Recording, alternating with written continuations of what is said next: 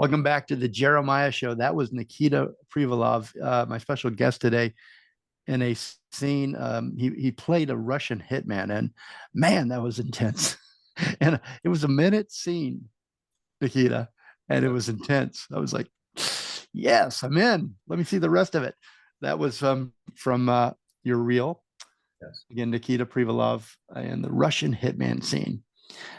So we were talking about before the break your cooking career, your life as a chef, and slowly, not to go into it too far, but what's the next progression? I mean, where did it go? Have you pulled back and now you just cook for your friends and family, or have you moved on to acting and music Well, as your primary focus, or are you take us up to where you're at now with cooking and chefing? I never really stopped, so I just kept going. And I work for a catering company in Burbank, California, and they send me out to events, and I cook for people. I bring my knives and you know put on a chef coat and make people happy, like I usually do. And I get to do that in the city of Los Angeles, so it's really fun.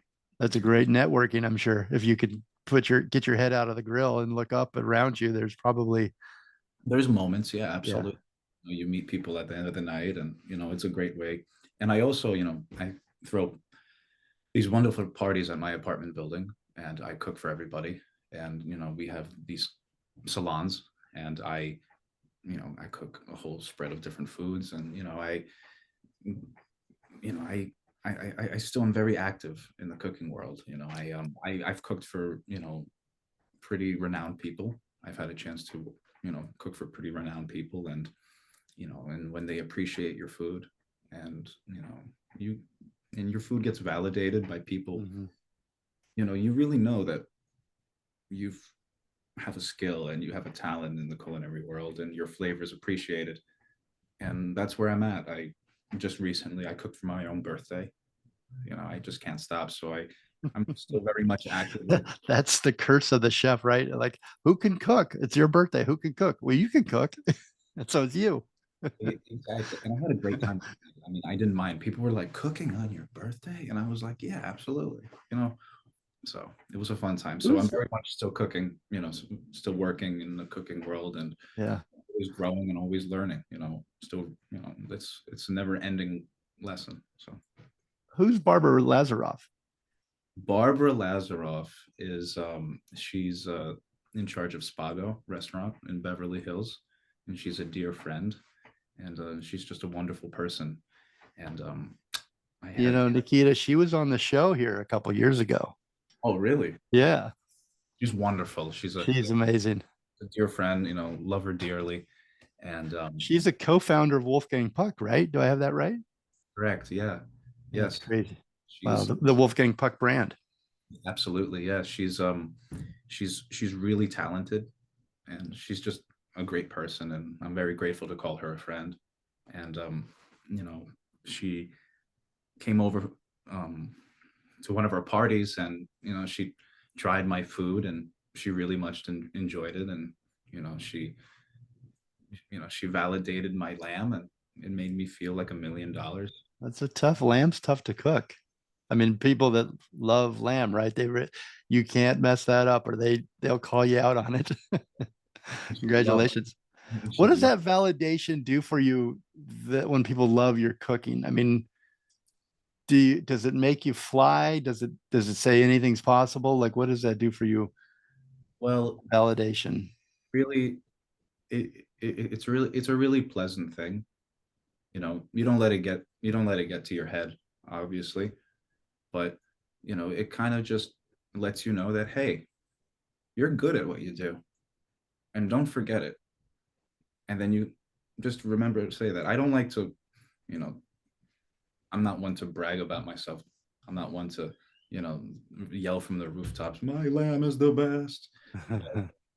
I know what I'm good at, and when you hear it, and especially from somebody as professional as Barbara, you know, it really kind of it makes you feel wonderful. Yeah. And that's so cool that she was on the show. That's awesome. She's a great person. And Yeah, I really enjoyed her. It's been a couple of years, but she was so much fun to talk to. And said, I mean, the empire that they've built and that she was had a big part in is just amazing. It's very inspirational. Well, so you're also a drummer and a musician. I wanted to quote. I've never ever, I don't think in my life, quoted William Shakespeare, but I wanted to quote something that made me think of you. If music be the food of love, play on. That's a line from Twelfth Night Yeah, by but that's Shakespeare's. Yeah, it just made me think that of you and the combination of your interests, food and music, and that's a lot of what we do on the show too. It's we explore food and we explore music, and I think those are two neat things to put together, you know, yeah, especially if you can live the life like that. So music obviously generates a lot of energy, and in a restaurant, it also works as an ingredient to the food's flavor and the perception of the food's flavor. Um, it's absorbed into the atmosphere, and it brings an energy and intensifies that experience with that food. How did you tell me about your love for music and how you've combined the two in your career? well, you know, my love for music I've had since I was young. I grew up not necessarily having a lot of like media in the house, so I learned Mhm. a lot about music through film. And one film specific was Forrest Gump, and I used to watch that over and over again. And I learned a lot about American music by listening to the soundtrack. Simon and Garfunkel, and then countless other CCR, and that whole soundtrack is great. And my love for music was always present. And I remember when I was younger, I used to take a belt and tie it around the handle of a pot lid and hang it from the bottom of my bunk bed. And I would use that as a symbol because we couldn't afford drums. We grew up in an apartment building. So and I used to drum on the pillows. So my love for rhythm and my love for like timing and just understanding that, okay, yeah, the drums are the foundation of a song. And I just always had I was always tapping, I was always that guy tapping on the desk in school. So I've always had that interest for music and understanding rhythm, and used to, make little CD mixtapes when I was younger and bring them on the vacation and, play them in the car. So I've always had this interest in music. And the combination between food and music is very similar because there's similar through lines. You go into a professional kitchen, you're making food. You go into a music studio, you're creating music. And there's through lines in timing and attention to detail. In the music studio, they're cooking with sound waves. In the kitchen, we're cooking with the ingredients of the earth. And it's the interpretation of those ingredients and the combinations and the different interpretations that make it pleasant and make it art. So there's so many through lines. And because I've been in the studio with my boyfriend, Larry DeVosket, and I've seen him work and I've seen how he does it. And he's a magician in there. He knows exactly what he's doing, and he knows exactly how to communicate and create that wonderful energy and create that song. And I'm watching this and I'm seeing this and I'm like, aha, this is very similar to recipe development when people collaborate and create a new dish. Yeah, that's true. So very similar, completely different, but there's through lines there. I'm not. I don't sound insane. If you really think about it, there's through lines there. And even when you sit down at a restaurant or you sit down at home and you create a dish and you pair it with a piece of music. Like I used to be in charge of the restaurant's soundtrack, and I would play, Armik, Armik, and he's a wonderful guitar player, Spanish guitar player, and flamenco guitar and everything. And even if you pair soundtracks with different menu dishes, like say you have a menu and then you put a soundtrack to that menu, it brings it to the next level. And then you pair like the song to like a different course, like you can go crazy. There's this whole science about beats too, per minute or per second or whatever, or yeah, per minute, I think it is beats per minute, where people will eat more, or they'll eat quicker, or they'll spend more with if the music's right, the right Yeah. beats. It's just all psychological. It's very cool. There are a lot of through lines. It's a good way to put it. Yeah. I'm so glad you brought up Larry Devoskin, because I was going to tell the story here. I met you at author Jenny Boyd's Icons of Rock book signing in Larchmont, and you were with legendary. I don't think I think that word fits perfectly for Larry. Legendary music producer and writer Larry Devoskin. Larry's known for his work with Sean Lennon, Robert Plant, Sammy Hagar, and he's a longtime writing partner with Al Jardine of the Beach Boys. Where did you meet Larry? Well, I met Larry in Piermont, New York. It was during the pandemic. Larry moved up from New York City, and I was working in Piermont.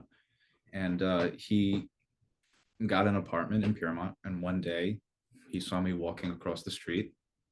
And as he would describe it, I was carrying flowers, and the sun hit me in a certain way.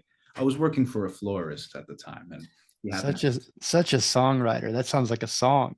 You inspired lyrics.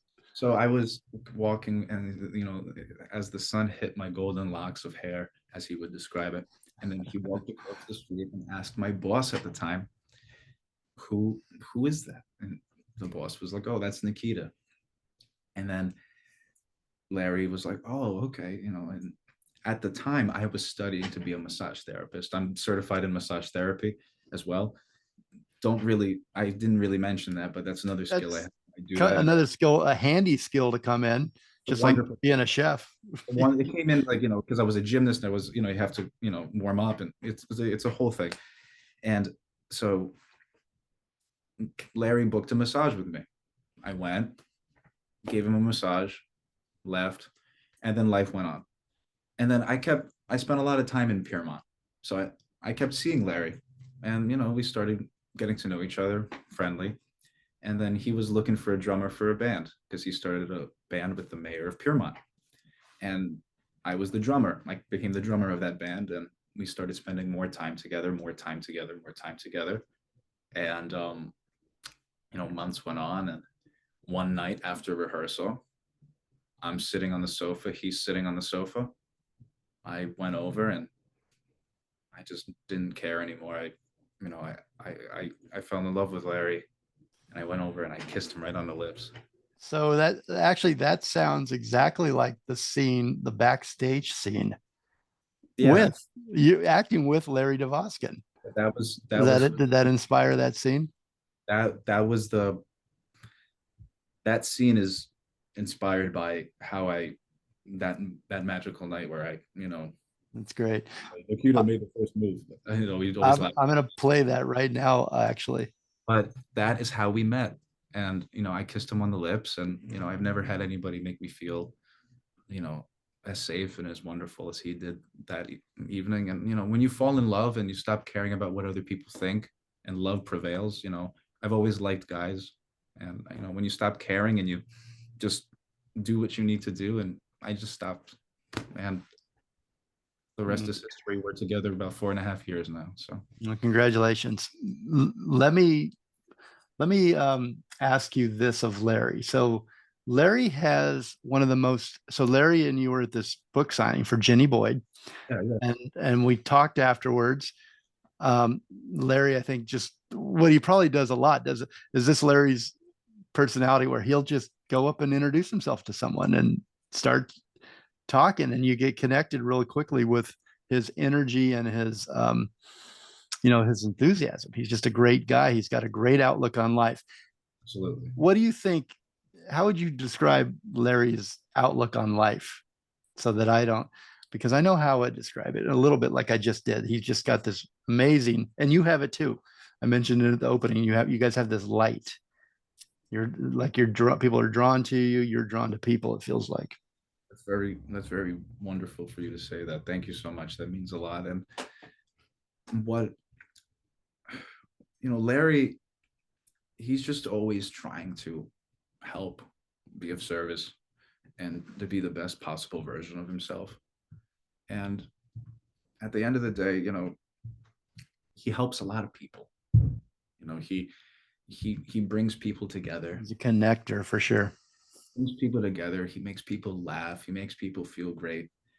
And he's a songwriter, and he's a wonderful piano player. So he just has a lot of great you know qualities, and just a warm personality, and that's why he has just a beautiful heart. I mean, that's he's a creator. He's a community builder, and he's just always looking out for people. He would take the shirt off his back and give it to somebody. That's the kind of person Larry Devoskin is. He's here to help, and he's here to make a difference in the world. And does that inspire you? Do you Absolutely. feel like that inspires you as I've that's learned a your lot. guys' superpower there together, that you've Yeah. learned that from each other? Yeah, when you're in a relationship, you learn a lot from each other. And I could say, Larry's learned a lot from me, and I've learned a lot from Larry, and we both made each other's light brighter and shine. And Okay, I'm gonna play that scene right now because it's a great scene. Um, it's the backstage scene with Nikita Privalov and Larry Devoskin, inspired by true events. We're going to play that. My special guest today on the show is Nikita Privalov. He's an actor, he's a chef, and a musician, and he is telling us some great stories about his life. We're unraveling a little bit of Nikita bit by bit here on the Jeremiah Show. Don't go anywhere. We'll be right back.